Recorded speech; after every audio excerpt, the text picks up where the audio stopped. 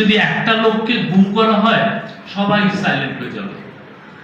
গুম করার মানে হলো সোসাইটিকে উপরে আপনি একটা ভয়ের চাদর দিয়ে সোসাইটিকে আটকিয়ে রাখা। একজনের গুম করা মানে পুরো বাকি আর কোনো কথা বলতে পারবে না। একজনের এক্সট্রা জুডিশিয়াল কিলিং করা মানে হচ্ছে বাকি একটা লোক কথা বলতে পারবে। তো এই বয়ানগুলো, এই যে এই কাজগুলো যে গভর্নমেন্ট ঠিক করছে, তখন কারা তৈরি করেছে? তখন এই বয়ানগুলো তৈরি, যে সাংবাদিকরা এসে বললো যে যদি ধরেন এই যে সাংবাদিকরা এসে বললো যে তাদেরকে ধরিয়ে দিয়েছে, কারা? সাংবাদিকরা। আপনাদের এখানে আমি বলছি না, এখানে এই বৈষম্য বিরোধী আন্দোলনের ছেলে মেয়েরা এসে বলতেছে তাদেরকে সাংবাদিকরা ধরিয়ে দিয়েছে। কি ভয়াবহ একটা অ্যাকুজেশন!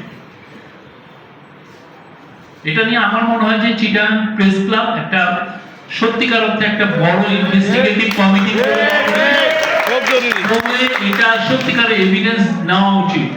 কারা কারা এটা ইনভলভ ছিলেন, এটা একজন পারলে আপনারা একটা এইখানে চিটাগাং বেস যদি কোনো জাজ থাকেন, ডিস্ট্রিক্ট জাজ থাকেন, রিটায়ার্ড ডিস্ট্রিক্ট, তার নেতৃত্বে আপনারা একটা কমিটি করে দেন। তারা এটা দেখুক যে কোন কোন সাংবাদিক এই কাজে জড়িত ছিল। এটা কিন্তু ভয়াবহ অ্যাকুজেশন। আপনারা এটা নিয়ে তো বসে থাকা যাবে না। যারা যারা এটা করেছে দে শুড বি প্রসিকিউটেড। একটা, এবং সবচেয়ে বড় কথা, এই আন্দোলন যদি ব্যর্থ হতো, এই স্টুডেন্টদেরকে এই সাংবাদিকরা কি করতো বুঝেন? বাংলাদেশের সত্যিকার অর্থে আমি বলবো যে যারা জার্নালিজম করছেন এর চেয়ে বেটার টাইম আসেনি। আমরা কারো মুখ বন্ধ করছি না, আমরা কারো কলম ভেঙে ফেলছি না, আমরা কারো প্রিন্টিং পেজ যে সিলগালা করছি না। আমরা সবাইকে বলছি আপনারা জার্নালিজম করেন।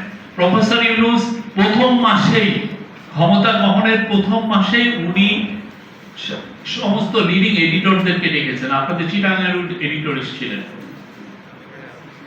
ডেকে বলেছিলেন যে আপনারা মন খুলে রাখেন। আমরা চাই সবাই মন খুলে রাখেন। আমরা ভুল ত্রুটি উঠে না।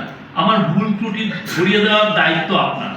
আপনি আমাকে বলেন যে এই কাজটা আপনি ভুল করছেন, আপনি আমাকে বলেন এই পলিসিটা নিচ্ছেন, এই পলিসিটা ভালো হবে না, এটা খারাপ হবে, ঠিক না? এই কিন্তু জার্নালিজমের এই পরিবেশটা আমরা চাই, কিন্তু আমরা সেই পরিবেশের জায়গা না দেখে আমরা দেখছি যে কেউ কেউ বলতে চাচ্ছেন যে না, সে আগের কেউ খারাপ অবস্থা, 3 জন সাংবাদিকের চাকরি চলে গেছে, অতএব আগে কি এই ঘটনাটা ঘটেছে? ভাই, 3 জন সাংবাদিকের চাকরি তো আমরা খাই নাই। আপনারা সাংবাদিক যারা আন্দোলন করছেন, আপনারা যারা এই যে সমস্ত টিভি স্টেশন এই 3 জন সাংবাদিকের চাকরি খেলেন, ওইখানে বাইরে যে আপনারা প্রোটেস্ট করেন না।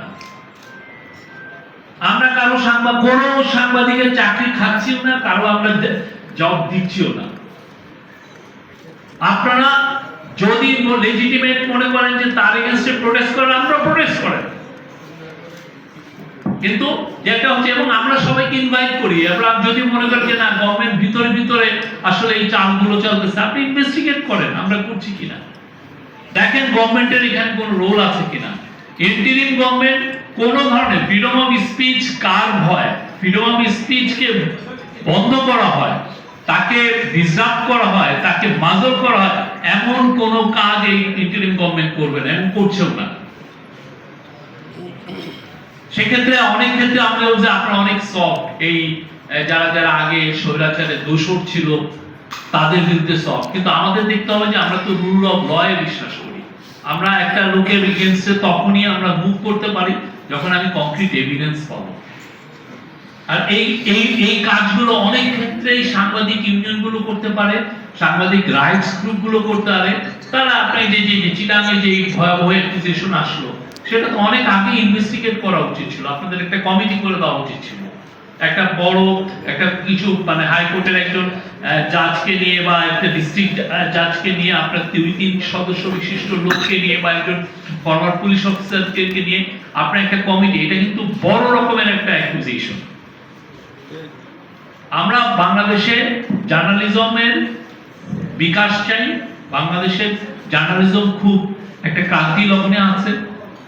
মানুষ নিউজ মিডিয়া, নিউজ পেপার পড়ছে কম, মানুষ এখন নিউজ কনজিউম করে হচ্ছে ভিডিওর মাধ্যমে, এবং ভিডিওতে আপনারা জানেন যে প্রচুর মিথ্যা ছড়ানো, ভিডিওতে সবচেয়ে ইজি। আমরা কিছুদিন আগে একটা নিউজ দেখলাম যে একটা জায়গায় আওয়ামী লীগের পান্ডারা এটা ছড়িয়েছে যে একটা ছেলেকে জবাই করা হচ্ছে, ওরা বলতেছে যে জামাতের ইসলামী লোকরা এটা করছে। কিন্তু দেখা গেল যে জবাইয়ের পুরোটা হচ্ছে হলো ওই যে মেক্সিকোতে হচ্ছে, ল্যাটিন আমেরিকায় হচ্ছে, ল্যাটিন আমেরিকায় এই কাজটা হচ্ছে ওই যে ড্রাগের মানির রিলেটেড একটা ইস্যু, ওইটাকে পাস করে দিচ্ছে। কিন্তু এখন আপনি যারা আম জনতা যারা এই ভিডিওটা দেখছে তারা তো ধরেই নিচ্ছে যে আসলে এটা বুঝি সত্য, যে আমাদের যে নিউজ কনজিউম আমরা করতেছি এই ধরনটা চেঞ্জ হয়ে গেছে। ফলে প্রতিনিয়ত অপতথ্য আসছে, মিসইনফরমেশন আসছে, ডিসইনফরমেশন আসছে, এবং এই মিসইনফরমেশন ডিসইনফরমেশন নিয়ে আমাদের সোসাইটিকে ডিস্টাবিলাইজ করার চেষ্টা হচ্ছে। এই কমিউনিটিকে ওই কমিউনিটির এগেইনস্টে লাগিয়ে দেওয়া হচ্ছে, এই পলিটিক্যাল পার্টির এগেইনস্টে ওই পলিটিক্যাল পার্টির এগেইনস্টে লাগিয়ে দেওয়া হচ্ছে, আপনার পলিটিক্যাল প্রসেসটাকে ব্যাহত করার চেষ্টা করা হচ্ছে, আপনার ডেমোক্রেসিকে আন্ডারমাইন করা হচ্ছে, সব করা হচ্ছে এই অপতথ্য।